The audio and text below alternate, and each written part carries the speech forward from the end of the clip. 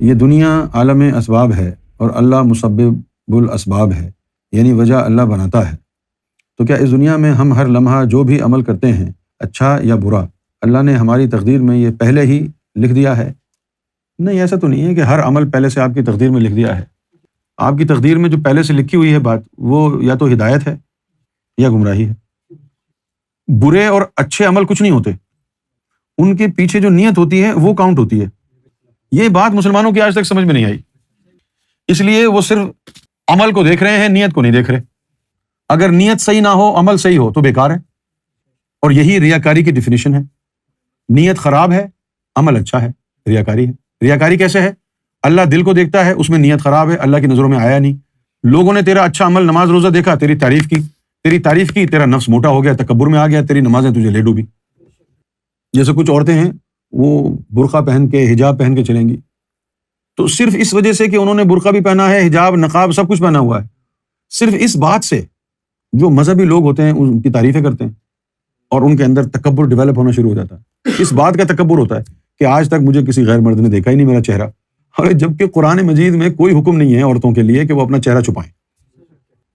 قرآن مجید میں جو آیت آئی بھی ہے تو اس میں لکھا ہے کہ یا رسول اللہ اپنی بیگمات کو کہہ دو کہ اپنے سینوں پر اوڑھنیاں لے لیں۔ یہ ہے، چہرہ چھپانے کا تو کہیں ذکر نہیں ہے قرآن میں، نہ حدیث میں ہے۔ حج کو جا رہے ہیں، اچھا کام، برا تو نہیں، تو حرام کی کمائی سے جا رہے ہیں تو عمل تو اچھا ہے نا حج کا، لیکن اگر حرام کی کمائی سے جا رہے ہیں تو پھر تو بیکار ہو گیا۔ یہ مسئلہ ہے آج کے مسلمان میں، وہ نیت کو فراموش کر کے عمل کی طرف دوڑ رہا ہے، دکھاوے کی طرف، صرف کہ داڑھی رکھو، نماز پڑھو، یہ کرو، دنیا کو دکھاؤ، دنیا کیا کہے گی۔ ہر جملے میں اس کے یہ ہے کہ ٹوپی رکھ لو سر پہ، نماز پڑھنے چلے جاؤ، محلے والے کیا کہیں گے۔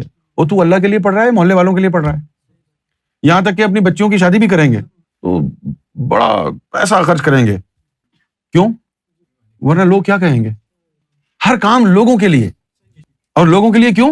تاکہ ہماری امیج بہت زبردست، ہماری امیج لوگوں میں بنی رہے، لوگوں پر ٹیکا ہو کہ جی اس نے جو ہے 40 لاکھ روپے 60 لاکھ روپے اپنی بیٹی کی شادی میں خرچ کی، لوگ رو بڑھ دبدبا، بھلے اس کے بعد ساری زندگی وہ قرض اتارتا رہے۔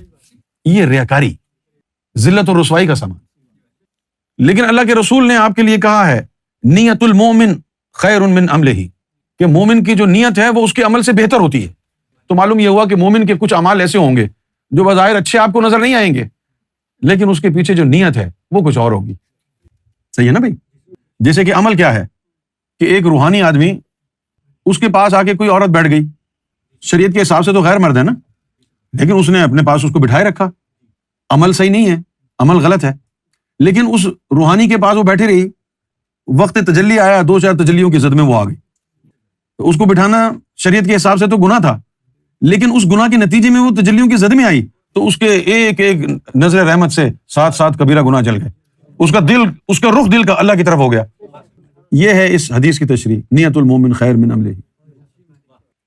نیتوں کو درست کرنا ہوگا، اور نیتوں کو درست کیسے کریں گے آپ کے تو اختیار میں نہیں ہے۔ نیت تو دل کے اندر ہوتی ہے، نیت کو صاف کرنے کے لیے دل کو پاک کرنا پڑتا ہے۔ جب یہ دل میں اللہ کا نور جاتا ہے اور پھر نور گردش کرتا ہے، اس سے نیت پاک ہو جاتی ہے۔ آپ لوگوں تو نماز کے لیے بھی نیت زبان سے ادا کرتے ہیں، کیونکہ میں تو جب سوچتا ہوں اس بارے میں مجھے بڑی پریشانی ہوتی ہے۔ نیت کرتا ہوں 4 رکعت نماز کی، ابے زبان سے تھوڑی ہوتی ہے نیت تو دل میں ہوتی ہے۔ نیت کرتا ہوں فلاں کام کی، ارے زبان سے کس کو کہہ رہا ہے؟ کہنے سے نیت ہوتی ہے کیا؟ کہنے سے تو ہوتی نہیں ہے نیت۔ اب اس کا جی چاہ رہا ہے فرض کریں فہد کا کوئی فلم دیکھ لے جا کے، اس وقت جا کے یہ کہتا ہے کہ نیت کرتا ہوں میں ایک فلم سینما میں دیکھنے کی، دل میں ارادہ آیا چلا گیا۔ یہ نمازیں بھی تم کو غلط سکھائی گئی ہیں، میں نیت کرتا ہوں کعبے کی طرف میرا منہ ہے، اللہ کو پتہ نہیں ہے کہ تیرا منہ کہاں ہے، اللہ کو نہیں پتا تیرا منہ کہاں ہے۔ نیت کرتا ہوں 4 رکعت نماز کی، پیچھے اس امام کے، ساری اطلاع اللہ کو دے رہا جیسے اللہ کو کچھ نہیں پتا۔ نیت زبان سے ادا نہیں ہوتی، نیت جو ہے ارادہ ہے۔ یور نیہ is your intention, the intent, جو ارادہ آپ کے دل میں وہ آپ کی نیت ہے۔ جیسے مولویوں نے کیسے دیکھو بےہودہ چیز نکالی ہوئی ہے کہ ویسے تو مسجد میں کھانا حرام ہے، تو مولویوں نے کیا نکالا کہ اعتکاف کی نیت کر کے کھا لو۔ اتنا بڑا جھوٹ۔ ابے جب نیت اعتکاف کی ہے تو اعتکاف بھی کرو نا۔ اعتکاف کی نیت کی، میری نیت اعتکاف کی، کھانا میں لایا ختم اور چلے گئے۔ ابے اعتکاف کی نیت کر کے بیٹھا تھا تو اب 10 دن گزار رہا ہے یہاں پہ، یعنی اللہ کو بھی دھوکا ہے نا یہ۔ بھائی نیت تو ارادہ ہوتا ہے، آپ کا ارادہ تو کھانے کا تھا، آپ نے زبان سے کہا کہ اعتکاف کی نیت ہے، دھوکا ہی ہے۔ سراسر دھوکا ہے. انہیں کے لیے کہا ہے اللہ تعالیٰ نے کہ یہ سمجھتے ہیں کہ یخادعون اللہ، یہ اللہ تعالیٰ کو بیوقوف بنا رہے ہیں. تو اللہ کہتا نہیں، یہ خود بیوقوف بن رہے ہیں، ان کو پتہ ہی نہیں ہے. اب یہ اچھے برے جو عمل ہیں آپ کے، اس کو روحانیت کی نظر سے دیکھنا چاہیں گے آپ، قرآن و حدیث کی نظر سے دیکھنا چاہیں گے آپ، تو وہ اس کی تفصیل یہ ہے کہ قرآن مجید کہتا ہے کہ تیرے اندر جو نفس امارہ ہے وہ تجھے برائی کی طرف لے کے جاتا ہے.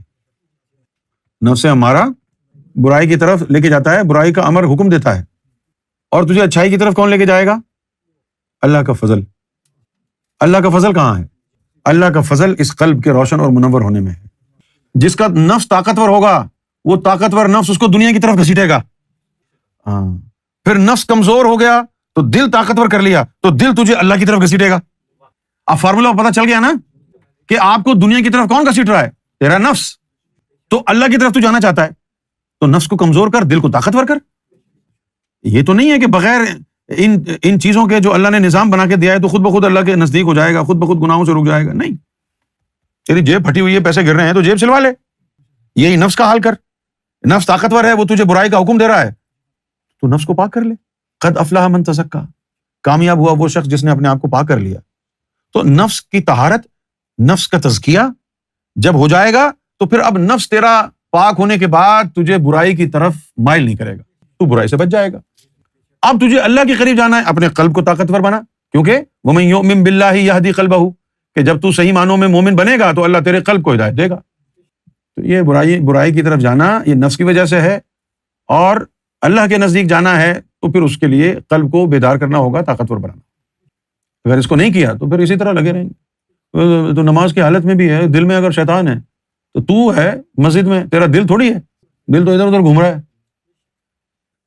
دوسرا سوال ہے کہ مومن اور کافر کو جو اللہ نے نفس دیے ہیں، کیا دونوں کے نفس میں فرق ہے؟ ہاں فرق ہے.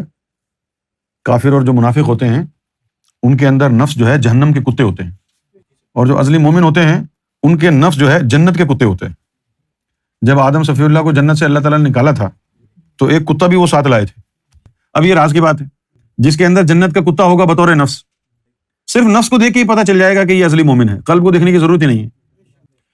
کیونکہ جس کے اندر نفس کا جو کتا ہے اگر وہ جنتی ہے تو اس نے جنت میں جانا ہے، بھلے کچھ بھی کر لے، جدھر سے آیا ادھر ہی جائے گا. اب یہ ہے کہ اگر وہ روحانیت اختیار کر لے، محنت کرے تو اپنے مراتب بلند کر سکتا ہے. اگر پتہ چل گیا کہ ازلی مومن ہے، لیزی بٹ بن کے بیٹھا رہا ہے، نہ ترقی کی، تو بس ٹھیک ہے، بخشش ہو کے جنت میں چلا جائے گا. اب جنت میں جا کے اگر ٹوائلٹ صاف کرے گا تو کیا فائدہ؟